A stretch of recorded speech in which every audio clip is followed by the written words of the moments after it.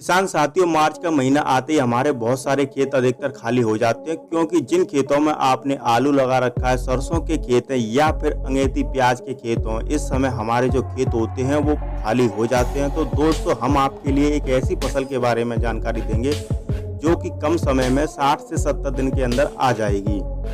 जी हाँ दोस्तों, हम बात कर रहे हैं मूंग की खेती के बारे में। दोस्तों, मूंग की खेती से हमारे खेत की उर्वरा शक्ति बढ़ जाती है और दोस्तों साथ ही कम खर्चे में मूंग की फसल तैयार हो जाती है। मूंग की खेती 1-2 सिंचाई में तैयार की जा सकती है। ज़्यादा पानी की रिक्वायरमेंट नहीं होती है। मूंग की खेती को गर्म जलवायु की आवश्यकता होती है।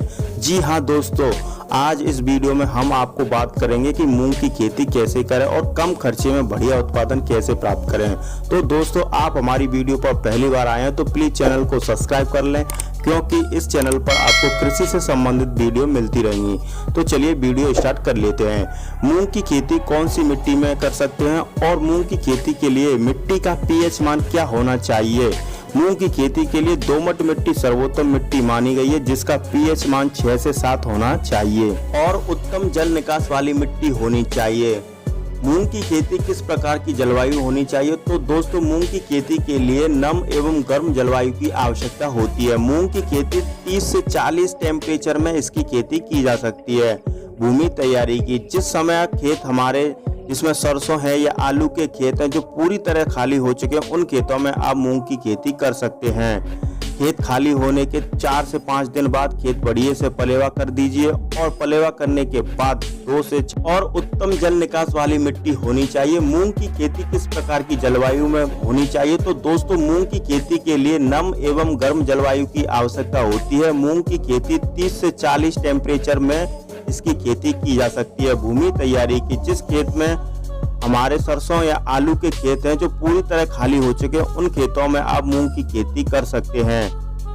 खेत खाली होने के 4 से 5 दिन बाद खेत बढ़िया से पलेवा करना चाहिए और पलेवा करने के बाद 2 से 3 जुताई देसी हल और कल्टीवेटर से जुताई के बाद खेत को समतल मिट्टी और अच्छी भुरभुरी कर लेनी चाहिए, जिससे कि जो खेत में बढ़िया से नमी बनी रहे, जिससे जो मूंग के बीज हैं वो अच्छे से अंकुरित होकर आएंगे और ज़्यादा से ज़्यादा जर्मिनेशन होकर आएंगे।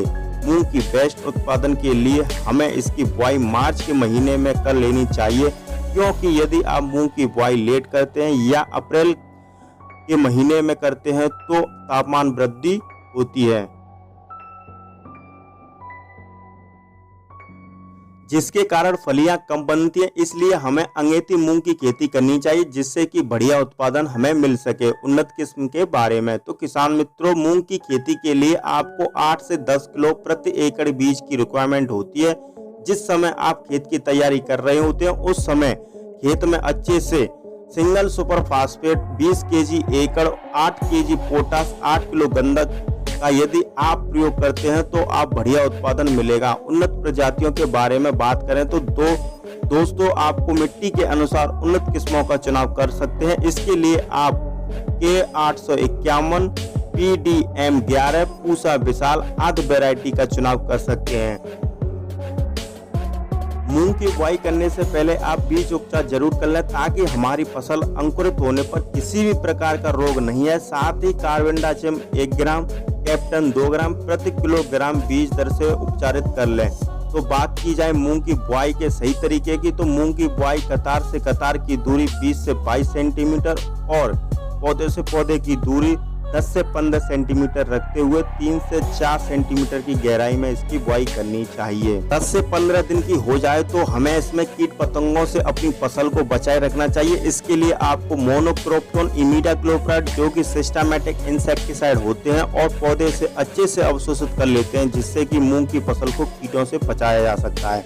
और यदि मूंग की फसल 20 से 30 दिन की होने पर कार्बेंडाजिम और प्लांट ग्रोथ रेगुलेटर का मिश्रण लें और अपनी मूंग की फसल पर फोलियर स्प्रे कर दें, जिससे कि जो हमारी मूंग की फसल है वो बहुत ही तेजी के साथ ग्रो करके आएगी और बढ़िया उत्पादन मिलेगा। और हमारी जो फूल से फलियां बनने की प्रक्रिया होती है वो काफी तेजी के साथ होती है, जिससे कि जो फलियां बनती है वो बहुत ही जबरदस्त और उत्पादन भी काफी बढ़िया होता है। तो दोस्तों, मूंग की फसल यदि फल फूल पर आ जाए तो हमें इसमें सिंचाई कर देनी चाहिए, क्योंकि मूंग एकमात्र ऐसी फसल होती है जो कि एक सिंचाई में तैयार हो जाती है।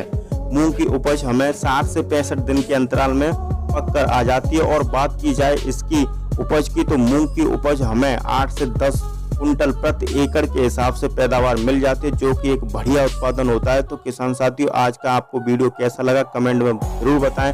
वीडियो देखने के लिए धन्यवाद।